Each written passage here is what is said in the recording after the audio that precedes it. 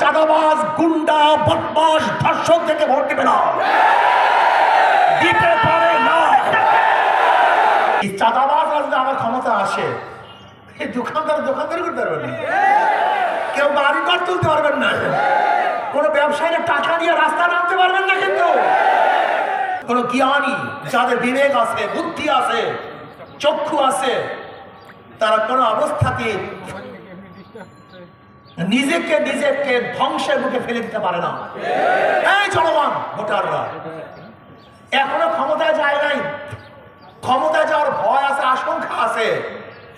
তাতেও যদি বিএনপির অবস্থা এই হয়, তাই ক্ষমতায় গেলে কি হবে বুঝেন না? এখনো ভয় আছে যে চাঁদাবাজি করি, খুন করি, লুট করি, ধর্ষণ করি, অত্যাচার করি, অবিচার করি, তাহলে মানুষ ভোট দিবে না, ভয় আছে। এই ভয় উপেক্ষা করে যে কাজ করতেছে, যখন ভয় থাকবে না, তোমাদেরকে মাসির মতো মনে করবে, মশার মতো মনে করবে, মানুষকে মানুষ মনে করবে না। তুমি কি জানো, আল্লাহ না করুক, এই চাঁদাবাজ আসলে আমার ক্ষমতা আসে, এই দোকানদারি করতে পারবেন না, কেউ বাড়ি ঘর তুলতে পারবেন না, কোনো ব্যবসায়ীরা টাকা নিয়ে রাস্তা নামতে পারবেন না। কিন্তু এখন নিজেদের বুকের মধ্যে নিজেরা ছুরি মারবেন কি মারবেন না, এই সিদ্ধান্ত আপনাদের। আমরা অগ্রিম কথা বলে গেলাম, গরিবের কথা বাসি হলে ফলে। আমরা তো হুজুর মানুষ, আমাদের কথা তো বলবে না, বিশ্বাস করবেন না। আমি অনেক আগে বলেছিলাম, যারা টক শো করেন, আপনারা ভেবেছেন বিগত দিনের রেজাল্ট দেখে আমাকে এক সাংবাদিক প্রশ্ন করছে, বিএনপির এত ভোট, এত ভোট, এত ভোট। আমি তো বিএনপির ভোট নেই, সে আশ্চর্য হয়ে গেছে, এত ভোট পেয়েছে। আমাকে বিএনপির কোনো ভোট নেই।